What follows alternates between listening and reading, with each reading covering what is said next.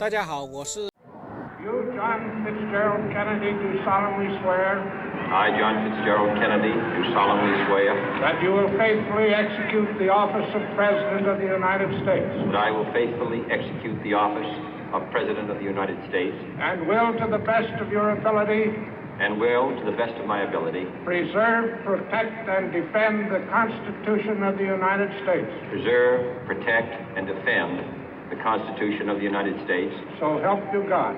So help me God.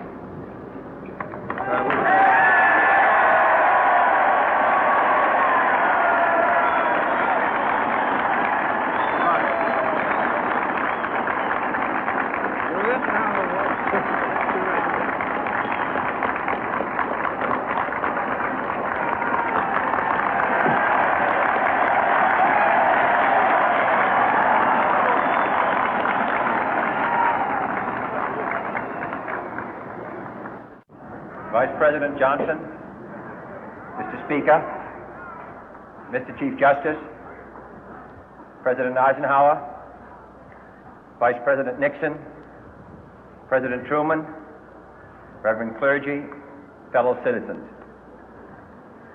We observe today not a victory of party, but a celebration of freedom, symbolizing an end as well as a beginning, signifying renewal as well as change. For I have sworn before you and Almighty God the same solemn oath our forebears prescribed nearly a century and 3/4 ago. The world is very different now, for man holds in his mortal hands the power to abolish all forms of human poverty and all forms of human life. And yet the same revolutionary beliefs for which our forebears fought are still at issue around the globe. The belief that the rights of man come not from the generosity of the state, but from the hand of God. We dare not forget today that we are the heirs of that first revolution. Let the word go forth from this time and place to friend and foe alike that the torch has been passed to a new generation of Americans born in this century, tempered by war, disciplined by a hard and bitter peace, proud of our ancient heritage, and unwilling to witness or permit the slow undoing of those human rights to which this nation has always been committed and to which we are committed today at home and around the world.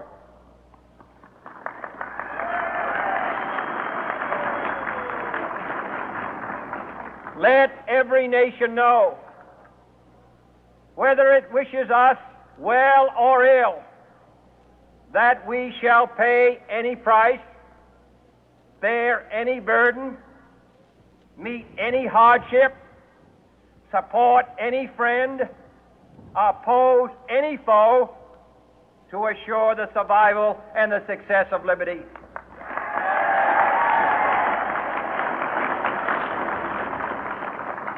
This much we pledge and more. To those old allies whose cultural and spiritual origins we share, we pledge the loyalty of faithful friends. United, there is little we cannot do in a host of cooperative ventures.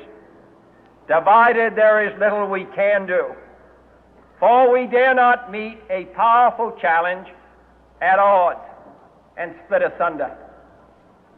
To those new states whom we welcome to the ranks of the free, we pledge our word that one form of colonial control shall not have passed away, merely to be replaced by a far more iron tyranny. We shall not always expect to find them supporting our view, but we shall always hope to find them strongly supporting their own freedom, and to remember that in the past, those who foolishly sought power by riding the back of the tiger ended up inside.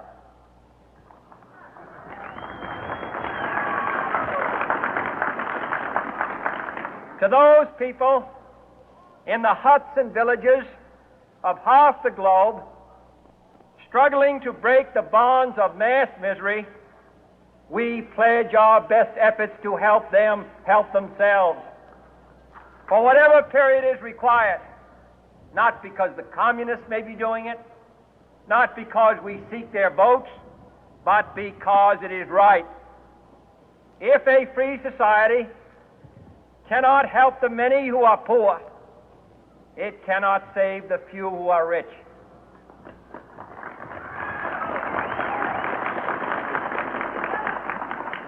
To our sister republics south of our border, we offer a special pledge to convert our good words into good deeds, in a new alliance for progress, to assist free men and free governments in casting off the chains of poverty.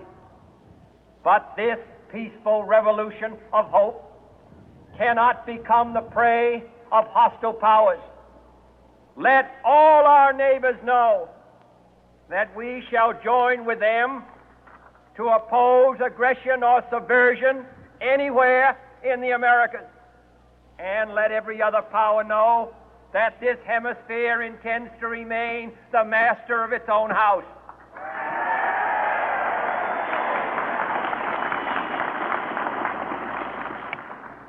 To that World Assembly of Sovereign States, the United Nations, our last best hope, in an age where the instruments of war have far outpaced the instruments of peace, we renew our pledge of support to prevent it from becoming merely a forum for invective, to strengthen its shield of the new and the weak, and to enlarge the area in which its writ may run. Finally, to those nations who would make themselves our adversary, we offer not a pledge, but a request that both sides begin anew the quest for peace. Before the dark powers of destruction, unleashed by science, engulf all humanity in planned or accidental self-destruction, we dare not tempt them with weakness, for only when our arms are sufficient beyond doubt can we be certain beyond doubt that they will never be employed. But neither can two great and powerful groups of nations take comfort from our present course, both sides overburdened by the cost of modern weapons, both rightly alarmed by the steady spread of the deadly atom, yet both racing to alter that uncertain balance of terror that stays the hand of mankind's final war. So let us begin anew, remembering on both sides that civility is not a sign of weakness, and sincerity is always subject to proof. Let us never negotiate out of fear, but let us never fear to negotiate.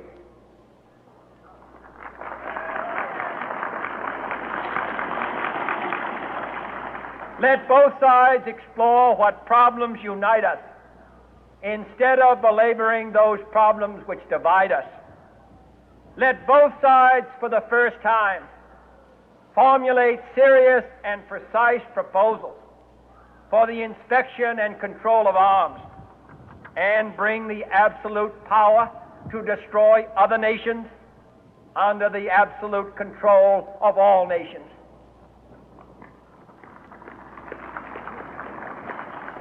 Let both sides seek to invoke the wonders of science instead of its terrors.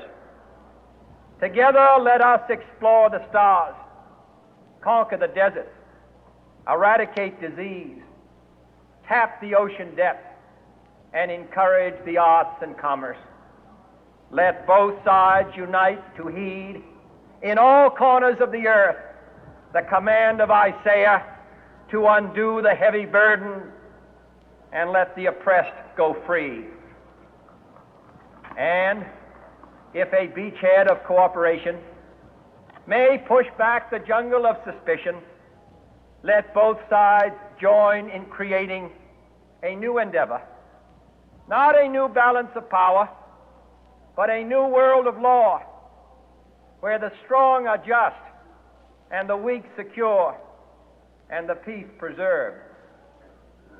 All this will not be finished in the first 100 days, nor will it be finished in the first 1,000 days, nor in the life of this administration, nor even perhaps in our lifetime on this planet. But let us begin.